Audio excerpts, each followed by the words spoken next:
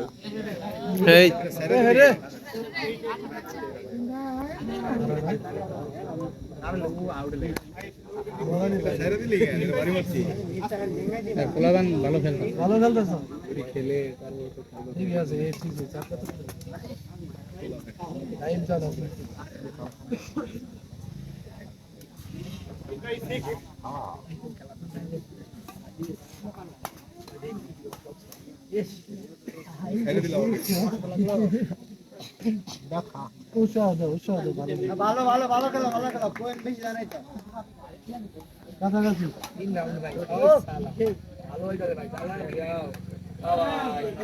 চালাবো কি ভাই কোডিং ম্যাচ দিয়া হইরা পরে সেকেন্ড রাউন্ডে